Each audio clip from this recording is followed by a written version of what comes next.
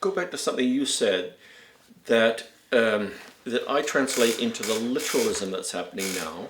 In that, well, let's take the Passerai. So your first shows were Tom Paine, The Maids, and then Futz. Okay, in which the issues or turmoils or politics of the time were run through, so to speak. That the play was a bit like the Eastern Europeans. They would use a classic play and then they would run whatever topic they wanted to talk about, repression, Soviet Union, totalitarianism. They would run that through the play. I've done like 3 workshops in the last year, which have been it's about identity politics and, inclusion and all the rest of it. But each workshop the play has been literally about that issue.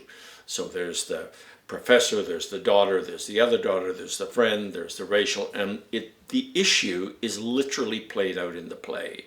It's not a play about a larger subject in which those issues run through. That is the play. Gender and racial dynamics within a mixed family.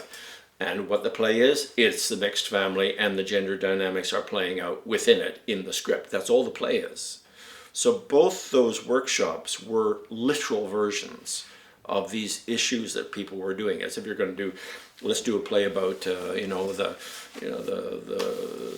misbehavior of corporations. Well, we'll do a literal version of misbehaving corporations.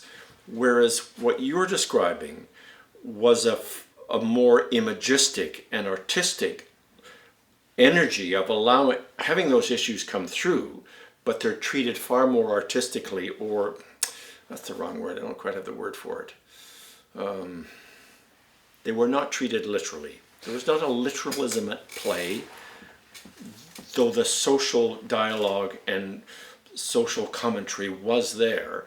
It did not literally run the expression of that evening, so to speak. Am I? You're exactly right. I know what you're saying and what you're trying to say, and it's difficult to talk about because it's not as though one is better than the other. No. But they're products of their times, and right now we're very issue driven, and the issues are so clear that, and people have taken sides. So it's really, it's a little bit like a debating club, and it's talking to the converted and all those kinds of things. Whereas we were in a time when the music was, you needed to decode the music in those days. If you go back and listen to late 60s pop music, the sound was all kind of overwhelmed the words, and you'd go in and listen, and it was not, it's bad to cross against a red light. It wasn't that kind of issue. It was going to be that. It would be,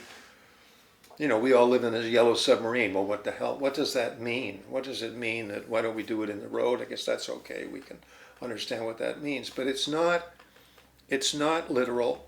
It's, what attracts me is the crashing together of ideas and the crashing together of words. Then that's where metaphor comes from. When you can say something and it means 3 things at once, and it explodes. Those ideas crash into one another. If you say something that only means one literal thing at once, that's another thing which I've never found very attractive. I find it attractive if I'm trying to fix my dishwasher. Yep. I'd like to be able to go through and have it clear, and metaphor doesn't help me there. But, I love Shakespeare. I don't want to do it, but I love it. I love John Donne. I love the great poets. I studied literature in university. And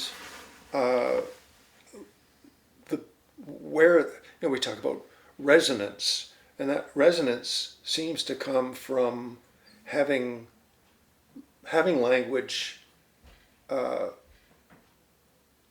say a whole bunch of things at the same time, and have ideas crash into one another without, it's not one idea going from A to B. It's a whole bunch of ideas that you want to sing the idea,